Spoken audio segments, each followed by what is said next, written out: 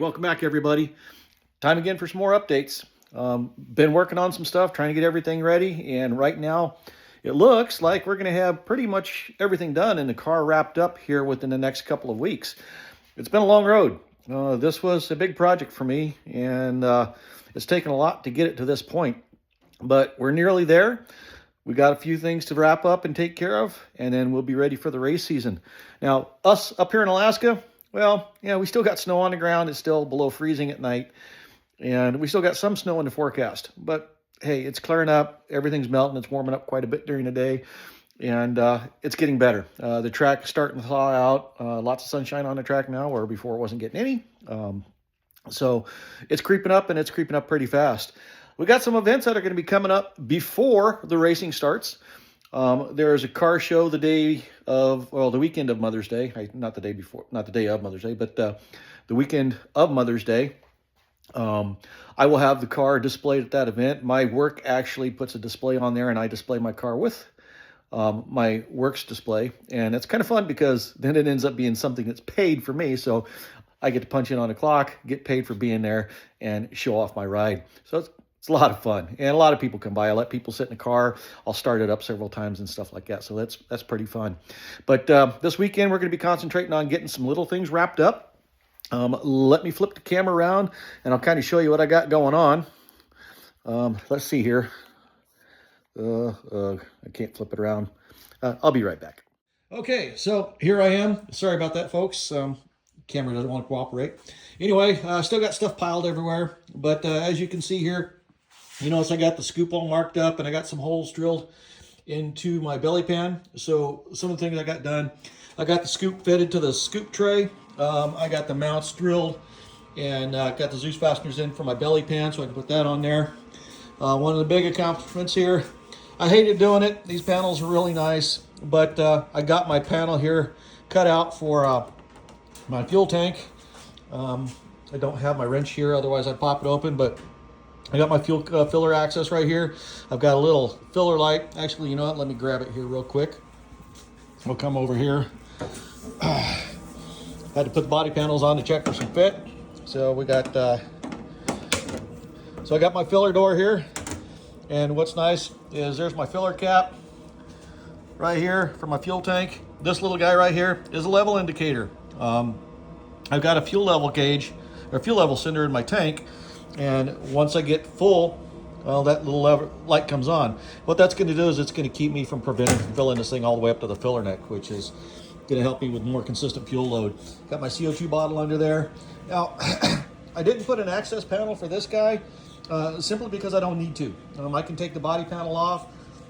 I don't have quick disconnect fittings on here. I've got compression fittings that go all the way down to the shifter, so it doesn't leak like it used to. So at the beginning of the day, I just pop this panel off, go ahead and open my CO2 bottle, and run the day, and at the end of the day, pop the panel back off and close it off. So we're good there.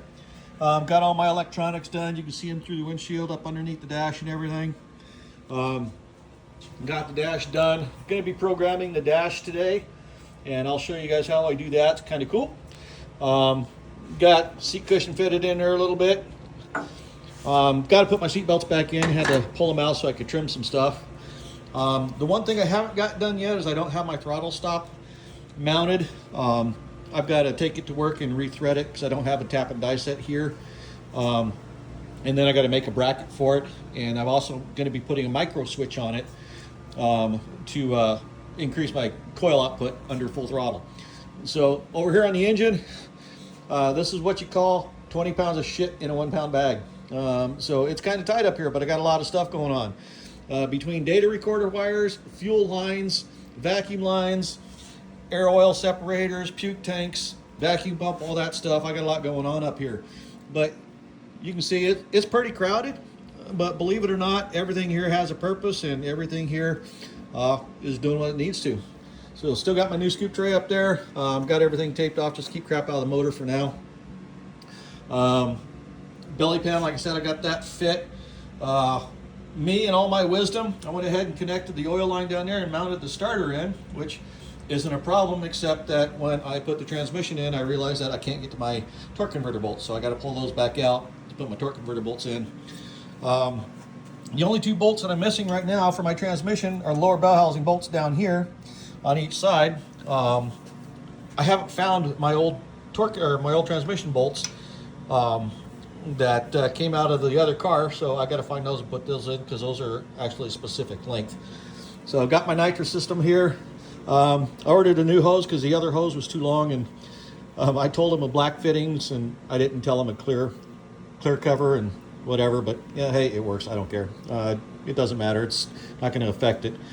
I still got to set my cam sync sensor. I'm probably going to do that today, and I still got to mount my primer pump and tank. That won't take very long. One of the big things that I'm doing here, though, is getting the lateral bracing put in. And as you can see, I got a bolt in here right now just to get this all mocked up, and I got a bolt in here to get this all mocked up. So I got the other rod that'll come from this bracket here up over to here on the transmission. What I do on my bolts, and you can see on this one right here, it sticks out quite a bit. But something that I do that's different is on a pro-built race car, they do use what's called a lot of NAS belts. And those are an aircraft style bolt. And the thing about those is they have a very specific shank length. So whenever you're dealing with a bolt, you see the shank right here.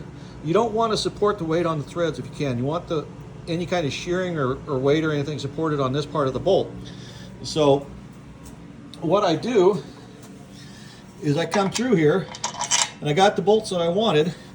I allowed the thickness for a washer on each side, and then what I've done is I've measured the threads and added the washer and the height of the nut, and I've measured the threads, and that little black mark right there is where I'm going to cut those off. And then I'll taper, if I get it to focus here. There we go. I'll cut it off at that mark. I'll taper it just like it is on the end right there. And then that way, whenever I put the nut on, whenever I go and put the nut on the bolt, what's going to happen is it'll be just barely protruding above the bolt, so there's no excess. And that way, everything is riding on the shoulder, it's not riding on the threads, and all the excess threads won't be sticking out. So you can see on these ones here, these are okay because of their location and stuff. This one here, I'm going to trim back a little bit. And then that one back there, I've got to trim back a little bit. So what I'm going to do is, like I've got all the bolts, I've got them all marked, and then I just need to cut them. So got my drive collar installed right here and adjusted. Got my drive shaft sensor on there, and it's all wired up. Got my parachute cables run. I just got to put the parachutes on and pack them, but I can't do it in here right now. There's just not enough room because I can't pull them out. But aside from that, that's where we're at. So I'm going to come out here in a little bit. I've got some work to do. I'm going to go ahead and get that stuff done. I might do some video clips of it. I don't know yet. But we're going to work on getting this car finished up and getting this thing together. I am going to be painting the scoop. What you see right now on it is gel coat. It's a black gel coat. It actually doesn't look that bad. But I'm going to get some flat black paint and put on there and just spray it with flat black paint. I'm going to get in, I can't remember the designation for it, but it's an actual two-part paint. There's a little button that you push on the can, and you have to shake it up and mix it, and then you got a limited time to use the paint. It's not like regular spray paint. It's like regular automotive paint. Once it dries, it's really hard and doesn't come off real easy and stuff like that, like regular spray paint. So I still got to pick up a little bit of that to paint a couple of things and make it look nice. But aside from that, about the only things I have left is fitting the seatbelt, or actually just adjusting the seatbelt, which is a Pro 1. These guys right here, badass seatbelts. Shout out to these guys, Pro 1 here. I'll put the link in the description box below when I post this video. But these guys, I ordered the belts, and when they came, they had their standard length shoulder harness. This car is set up, actually, it's got a set of tabs back here behind the seat for a Y style harness that has the bolt in. I like the wraparound style myself, so I ordered a wraparound style. And I guess where the bar is positioned at in here, the issue that I run into with that is that it's a little bit below where they would normally be. And that's not a big deal. I mean, it's not. It really just doesn't matter. But the issue that I ran into is the shoulder harness was too short. So I reached out to Pro One. They said send the belt back, and I said okay. So I sent the shoulder belt back. I didn't have to send the rest of it back. I sent the shoulder belt back and told them I needed it 14 inches longer, which seems like a lot, but it's really not. Sent it back, and a little over a week later, I got my belt back. Zero charge, nothing. They just redid it and sent that belt to me. So kudos to Pro One. It is a 7-point harness too. I'll show you guys all of that once I get it all adjusted up and get set in there and everything. But anyway, more to come. See you guys in just a bit. Well, I'm back again. It's the next day. As you can see, had to get a haircut. I like to keep my hair short. It's called maintenance-free hair, and my helmet fits better. Anyway, something to laugh at. So, got a lot done. And car is pretty much ready to go. I'm going to show you some stuff here that we got taken care of and where we're at. Just little stuff, like I mentioned before, but most of it's done now. So, won't take me much to get it done. Let me get the camera switched around, and I'll be back in just a second. All right, here we are again. So something I'm deciding to do with this, these are all stainless steel screws and fasteners, and they look pretty good, that's in there. But I've decided that I'm gonna go ahead and replace those with black rivets, and I'm gonna rivet this in. I think it'll just look better that way, and it'll be nice and solid. Plus those will be almost flush mount, not quite, but almost flush mount. So I got those coming. Those will be here in a couple of days, and we'll get that riveted in. I've got the nose over there. We got the tires and wheels off the old car, so I can put the new slicks and the new front runners on, repack the wheel bearings, replace the wheel seals, and get those on. We got the headers in here. Got to weld up a couple small cracks before we put them on, but that's not a big deal. So on the nose right here, I got to put my Zeus fasteners in here, spring-loaded ones. They're just like these guys right here. I just need to put them in. I mentioned before, still got to paint the scoop, so it's still sitting there. Haven't done anything with that. But the little stuff that we got finished up, let me take you back here and show you. Yeah, garage still a mess. It's always that way. It was cleaned up a little bit. So my scoop tray, these are my scoop tray retainers. What these do is the scoop tray sits down onto the throttle bodies, and then these fit down on that little lip as well. These go over the stud, and you just tighten the nut down, and it holds these rings in place, and it holds the tray in place. It's real secure, works really well, and been using it for years and years. I did get my dial board off the old car. I'm gonna have to make or drill a couple holes right in here, so I mount it, because it'll mount up under here. My dial board will sit like in this area right here. But let's look at the stuff. So we got our fuel primer set up, mounted, and tested. Got it all wired in. Everything's ready to go.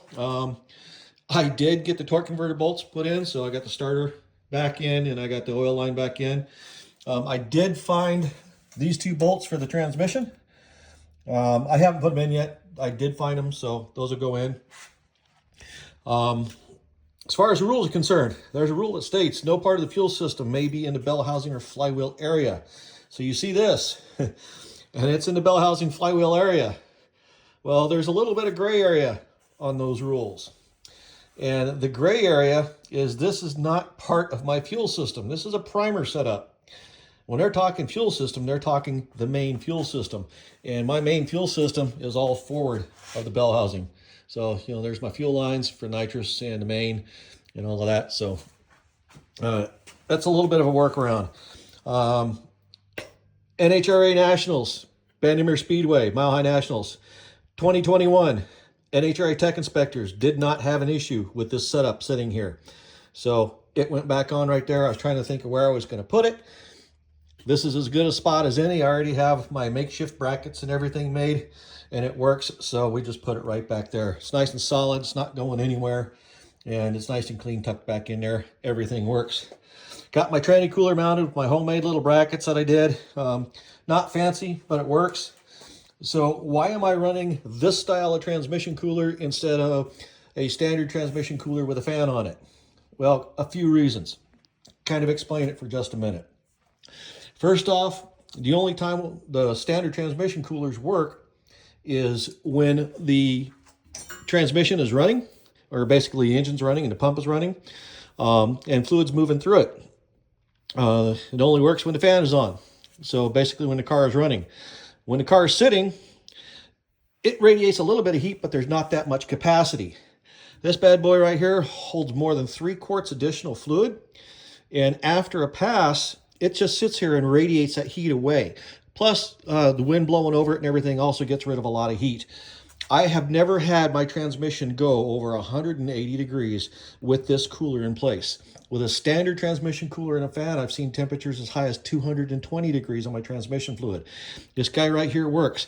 After a pass, I can run over here and put my hand on this guy. And it's warm, it's pretty warm, but it's not hot. So the other nice thing about it is it takes no power to run. There's no fan, nothing like that, so no electricity needed. Got my throttle cable routed up. This one here, it's a little bit longer than the one in the old car. It's kind of the same deal though. Just come up and looped around and hooked back in. Got my bolts trimmed back here. You can see those. And not only are those locking bolts, I've got them in there with Loctite so nothing comes loose. I've got my ladder or my limiters installed. And as you can see, I got those bolts trimmed as well. And the ones there on the transmission are trimmed. I do run some preload on these. So I do push the transmission forward just a little bit. It's not very much. It's just enough to make sure that these don't have any slop in them, so they're not beating on this housing any. It's all pushed forward, so it's all preloaded, so it's not going to sit there and go back and forth and beat on it and then lock down. Also, all those are put in there with Loctite as well. I just got the top element on the wing put in place. The bolts are not tight. I just have it there so it's out of the way. And then, as I said before, I got the wheels and tires off the old car, got my new slicks, got my new front runners, and we're going to get those mounted up probably later this week. So aside from that, for my other driver we got coming in, I've got the pour-in seat. It's on the way, probably be here in a week or so. Once that comes in, I'll get the lap belt and the crotch belts installed on the 7-point harness. Kind of covered up under a blanket right now. I'll get those installed and adjusted for me. And with the other driver, they'll be pretty close with the seat insert once that's all poured in and done. So that's almost all done. And then, of course, like I said, I've got the header sitting over there. Just got to put those in place. And then the new battery. So here's a change that we're making. I'm a huge fan of AGM batteries. I really like the excess power batteries. As you can see, I got a couple over here right now. The one in the box is out of my daughter's car. We've been keeping it in here on the charger. This is the spare one that came in this car when I bought it. And then the one that came out of my other car is in this car right now. Never had an issue with those batteries. Not one. They've been flawless. However, they're heavy. They're 48 pounds for a battery. That guy right there, 48 pounds. The new battery is a full spectrum lithium battery, which I'm kind of being contradictory. I said I would never go with lithium, and I'm going with lithium. It only weighs 15 pounds. It has higher amp hour rating, significantly higher amp hour rating, higher cranking amps, everything. So all in all, I'm going to be losing weight, gaining some power. And from what I understand, talking to the guy who makes those batteries, putting it on this car, the way I've got it equipped, I could probably run a whole event without ever charging it. I'm not going to do that. It'll get charged after every pass, but it's got more than enough capacity to do everything that I need. So anyway, that's it in a nutshell. You can see the car is looking like a car again. Just a couple more things to do. She'll be on wheels and rolling. The one last thing I wanted to point out is this guy right here. Sorry, got junk everywhere. This here is the throttle stop. Where I've got the pedal at right now and how it's adjusted, I can't mount this like this because there's just no way to get it at the right angle. This piece right here is not threaded all the way through. So what I'm going to do is I'm going to take this to work. I'm going to thread it all the way through and flip this guy around. So it's like this. And then we can put a bracket on there so we can bolt it down and put it in an appropriate place to limit the pedal. And then I'm also going to mount a little tab here off to the side somehow. Haven't figured that out yet, but it won't take me long. And what that little tab is going to be for is to mount the micro switch that is a ground wire, or that's going to have a ground wire attached to it, and then it's just going to go to a chassis ground. Because on my ignition, it's an MSD Pro 600 CDI. That ignition, let me turn around here. The thing about that is there is a ground or a wire that you can ground on it that goes from a baseline setting on your coil output to maximum output. So you get much hotter spark. So I'm going to set that up on a throttle activated micro switch. So when I go wide open throttle down a track, the coils are full out. And when I'm just putting around the track or warming it up or whatever, they're at lower output. So that's going to help make sure that this thing burns all the methanol properly. And when I do start spraying the nitrous, that it's able to light off everything. So anyway, that's it. Thanks everybody for watching. Please like, comment, share, and subscribe. Help me grow this channel. Let's spread this out, and I'll see you guys on the next one.